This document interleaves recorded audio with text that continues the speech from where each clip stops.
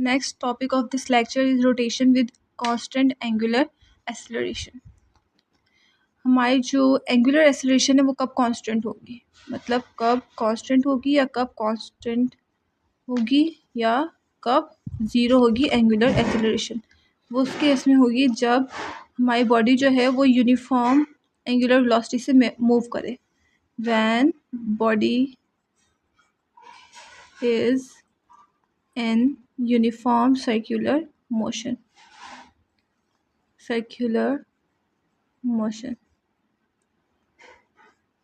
It means कि जब body जो है वो मूव कर रही है यूनिफॉर्म एंगुलर वेलोसिटी के साथ मूव कर रही है, तो फिर उसके अंदर कोई भी एंगुलर एक्सेलरेशन प्रोड्यूस ही नहीं होगी। तो इस तरीके से कांस्टेंट एंगुलर एक्सेलरेशन होगी जब कोई बॉडी रोटेट कर रही होगी। हमें पता है, हमने लीनियर इक्वेशन ऑफ मोशन पढ़ी है, जिसमें से फर्स्ट इक्वेशन ऑफ मोशन है v f is equals to v i plus a t, then other one is s is equals to v i t plus 1/2 a t square, and then other one is 2 s is equals to v f square minus v i square. ठीक है, हमारी 3 equation of motion है जो हमने linear में पढ़ी थी, new equation of motion. अब इन्हीं को हम ट्रांसफॉर्म करेंगे एंगुलर फॉर्म में, मतलब रोटेशन में। किस तरह करेंगे, यहाँ पे वी एफ डिनोट कर रहा है फाइनल वेलोसिटी को, वी आई डिनोट कर रहा है इनिशियल वेलोसिटी को, और बाकी हमें पता है एस हमारा डिस्टेंस है, ए हमारा एक्सेलरेशन है। तो ये सारे टर्म्स हैं। अब हम यहाँ पर जब एंगुलर फॉर्म में हम इसको सॉल्व करेंगे तो W नॉट Z ये हमारा होगा इनिशियल एंगुलर वेलोसिटी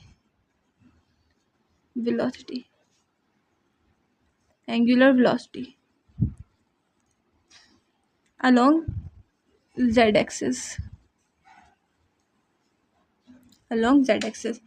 अब यहाँ पे हम इसको सॉल्व करते हैं। हमें पता है कि जो अल्फ़ा है, मतलब एंगुलर एक्सेलरेशन, वो बराबर होता है D omega over d t. ठीक, इसको अब हम इसका अगर रीअरेंज करें तो मैं लिख सकती हूँ d omega is equals to alpha delta t. Due to small change हम इसकी इंटीग्रेशन करेंगे, इंटीग्रेट बोथ साइड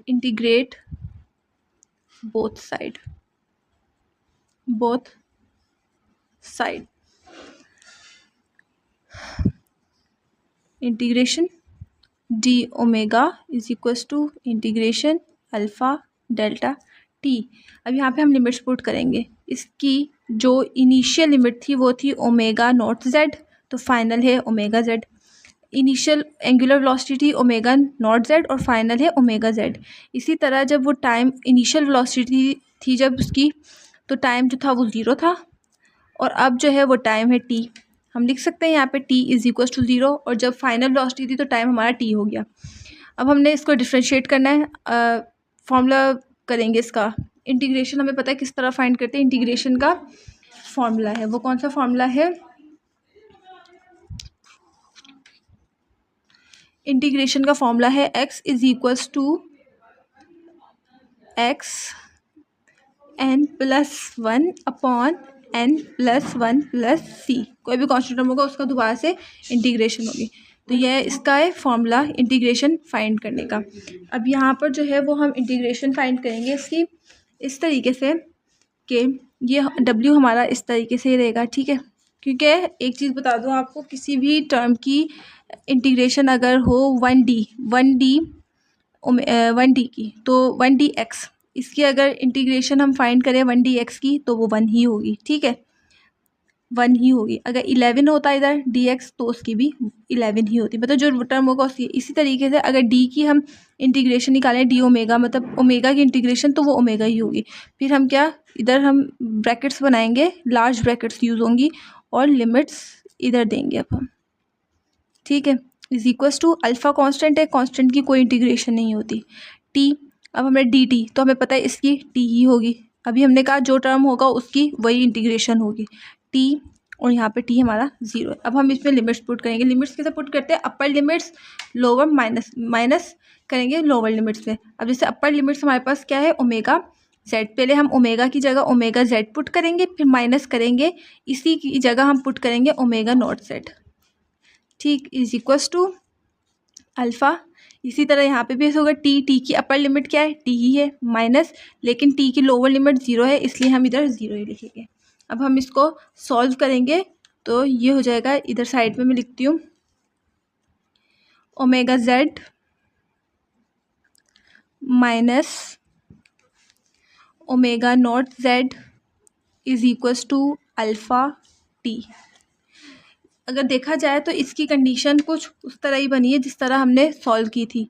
अगर मैं इसको रीअरेंज कर लूँ, ओमेगा जेड बराबर हो जाएगा ओमेगा नॉट जेड, क्योंकि ये माइनस के इधर आके प्लस हो जाएगा, एंड प्लस अल्फ़ा टी। ये इक्वेशन इस इक्वेशन से रिजेंबल कर रही है, अगर आप देखें तो v i plus a t. यहाँ पे फाइनल वेलोसिटी, एंगुलर में एंगुलर वेलोसिटी, ये है final. Initial velocity omega naught z, यहाँ पे omega naught z angular form में और वी आई इनिशियल मतलब लीनियर में, प्लस अल्फ़ा एंगुलर में, एक्सेलरेशन लीनियर में ए, और ये टी का टी। तो ये हमने प्रूव कर ली कि किस तरह जो है वो हम इसको इस फॉर्म में चेंज कर सकते हैं। नाउ अब हम प्रूव करेंगे सेकंड इक्वेशन ऑफ मोशन को एंगुलर मोशन के अंदर ट्रांसफॉर्म करेंगे। अब यहाँ पे हमारे पास है s is equals to v i t plus 1/2 a t square, which is second equation of motion. हमें पता है ओमेगा जेड जो कि बराबर है d phi over d t, मतलब एंगुलर वेलोसिटी जो कि बराबर है change in displacement per unit time, ठीक। हम इसको जेड एक्सिस में यूज़ कर रहे हैं, इसलिए हमने यहाँ पे जेड इधर डिनोट किया है। अगर मैं इसको रीअरेंज करूँ तो मैं लिख सकती हूँ d phi is equals to omega d t, ठीक है, ओमेगा जेड डी टी। अब हम इसको फिर से इंटीग्रेट करेंगे, इंटीग्रेट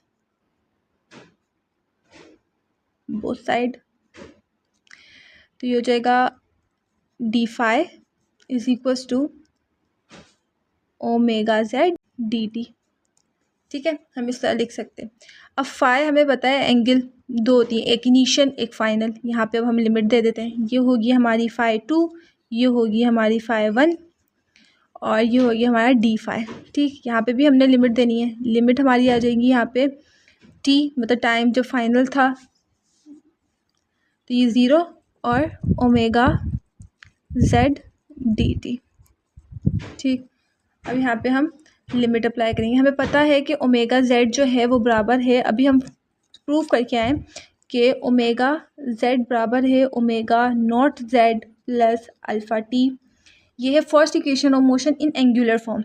एंगुलर फॉर्म में मतलब रोटेशनल फॉर्म में हमारे पास ये है, ये फर्स्ट इक्वेशन ऑफ मोशन, वो हम यहाँ पे पुट करेंगे, phi two phi one and d phi is equals to, यहाँ पे हम पुट कर देते हैं टी 0 ओमेगा जेड के बराबर है omega naught Z plus alpha T के, ठीक है। और यहाँ पे हम डी टी लगा देते हैं क्योंकि ये वाला ही डी टी। अब हम क्या करेंगे, इसको इंडिविजुअल देंगे, इस पर इंटीग्रेट करेंगे इसे। अब ये phi two phi one d phi is equals to, अब हम इस पर लिमिट देंगे इंडिविजुअल, ये हो जाएगा omega Z T 0 D T plus alpha T, इधर भी लिमिट दी इधर भी, और ये हो गया हमारा डी टी। यहाँ पे अब हम इसको डेरिवेट करेंगे, हम इसमें वही पुट करेंगे, तो ये हो जाएगा phi two minus phi one. मैं डायरेक्ट पुट कर रही हूँ, आप इसको एक मेथड और इसका बढ़ा सकते हैं, इसको आप इस तरह लिख सकते हैं d phi two phi one is equals to omega naught z constant बाहर आ जाएगा, टाइम पे हम सिर्फ लिमिट पुट करेंगे, हो जाएगा टी और 0 प्लस इसी तरह अल्फ़ा यहाँ पे कांस्टेंट, टाइम पे सिर्फ होगी लिमिट पुट, और ये इधर हो जाएगा टी और ये 0। यहाँ पे हम इस पे लिमिट अप्लाई करेंगे, तो ये हो जाएगा अपर लिमिट अप्लाई की, इधर पहले अपर लिमिट अप्लाई की, अब हमने लोअर लिमिट अप्लाई कर दी, okay. It's equals to omega naught Z, अब डी टी का हमें पता है कि टी ही है, ठीक है, टी पुट किया उसकी जगह -0 प्लस अल्फ़ा। अब यहाँ पे हमने एक फॉर्मूला भी पढ़ा था कि एक्स पे पावर n+1 अपॉन n+1, ये इसका फॉर्मूला है। किस तरह? एक्स पे पावर n+1 अपॉन n+1, ये फॉर्मूला है, ठीक है, इंटीग्रेशन करने का। अब यहाँ पे हमारी टी है, टी पे कितना पावर है? 1 है, तो टी पे पावर 1+1 कितना हो जाएगा? टी पे पावर 2, ठीक है। और ये क्या कह रहा है? n+1, मतलब 1+1 कितना हो जाएगा? 2, ठीक। और ये माइनस, हमने टी वैसे भी अपर लिमिट पुट कर दी थी, और ये 0। इसको सॉल्व करेंगे तो ये हो जाएगा 5 2 minus 5 1 is equals to omega naught ZT plus 1/2 alpha t square. मैं इसको लिख सकती हूँ delta phi is equals to omega naught ZT plus 1/2 alpha t square. अगर इसको देखा जाए तो ये सेकंड इक्वेशन ऑफ मोशन से बिल्कुल रिजेंबल कर रही है। वो इस फॉर्म में कर रही है कि यहाँ पर लिखा है डेल्टा फाई मतलब s, ओमेगा नॉट z मतलब vi इनिशियल वेलोसिटी, टाइम हमारे। Let's start the third equation of motion which is vf square minus vi square is equals to 2as। अब हमने इसको एंगुलर फॉर्म में जो है वो ट्रांसफॉर्म करना है, उसमें लिखना है। तो हम लिख सकते हैं, हमने इसको किस फॉर्म में करना है? Omega z square minus omega naught z square is equals to 2 alpha theta, या हम फाई इधर रखें क्योंकि हम एंगल जो है वो फाई यूज़ करते आ रहे हैं, दैट्स वाई। सो हमें पता है जिस तरह के अल्फ़ा जो है वो बराबर है डी ओमेगा ओवर टी के। अब हमने सॉल्व करना है। अगर हम इसके साथ कोई भी, जब हम एडजस्टमेंट करते हैं इक्वेशन के अंदर, तो हम उसको मल्टीप्लाई और डिवाइड भी करते हैं। तो हम जो डी फाई है उसको डिवाइड और मल्टीप्लाई करेंगे, डिवाइड एंड मल्टीप्लाई। तो ये कैसे हो जाएगा? Alpha is equals to d omega over d t into d theta d phi over d phi. तो हम इसको कैंसिल आउट कर देंगे तो हमारी इक्वेशन पे कोई फ़र्क नहीं पड़ेगा। तो हम एडजस्टमेंट ऐसे करते हैं कि जिससे हमारी इक्वेशन पे कोई फ़र्क ना पड़े। सो अब हम लिख सकते हैं d alpha is equals to d omega over d theta into d omega over d theta into d phi over d t. हम इस तरह इसको लिख सकते हैं, d omega over d phi into d phi over d t. हमें पता है कि d phi over d t किसके बराबर होता है? ओमेगा के, मतलब rate of change of angular displacement is called angular velocity. So we can put here alpha is equals to d omega over d theta into omega. So alpha is equals to d omega over d theta. हम लिख सकते हैं omega D omega is equals to alpha d phi, ठीक। ये omega D omega हमारा ऐसे रहा, ये डी फाई जो था इधर जाके मल्टीप्लाई हो गया, तो ये डी फाई हो गया। अब हम क्या करेंगे? Integrate both side, integrate both side. Integration use करेंगे, omega D omega is equals to omega integrate की साइन अल्फ़ा डी थीटा। अब हम लिमिट्स पुट करेंगे। हमें पता है लिमिट्स क्या है, इनिशियल फाइनल लिमिट्स क्या है? ओमेगा जेड, और इनिशियल लिमिट है ओमेगा नॉट जेड, जो हम पहले भी इक्वेशन में यूज़ करते आए हैं। और यहाँ पे लिमिट टाइम जो हमारी एंगल थी वो पहले थी फाई टू और फाई वन, फाइनल और इनिशियल, फाइनल और ये इनिशियल, और अल्फ़ा डी थीटा। अब हम इसको इंटीग्रेट करेंगे, इसको इंटीग्रेट करेंगे तो ये ओमेगा डी थीटा। अब हम इसको इंटीग्रेट करेंगे, इसको इंटीग्रेट करेंगे तो ये ओमेगा पे पावर 1 प्लस, इधर कुछ नहीं पावर हमें पता है 1 है, तो 1 + 1 2, और जो पावर है वो नीचे हमारा।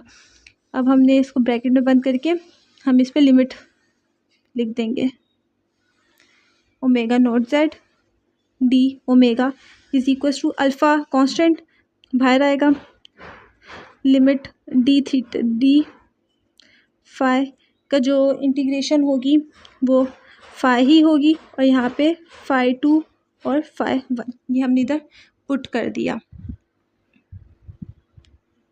अब क्या होगा, जो हमारी अपर लिमिट्स और लोअर लिमिट है वो हम इसमें पुट करेंगे।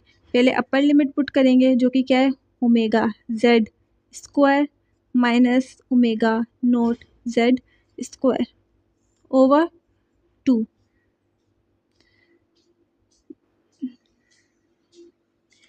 ब्रैकेट हम क्लोज कर देंगे इज इक्वल्स टू अल्फ़ा, यहाँ पे हम लिखेंगे फाई 2 माइनस फाई 1। ठीक, ब्रैकेट आप कोई भी चूज़ कर सकते हैं। मैं इसको इंडिविजुअल करके लिख सकती हूँ omega z over 2 minus omega naught square z over 2 is equals to alpha.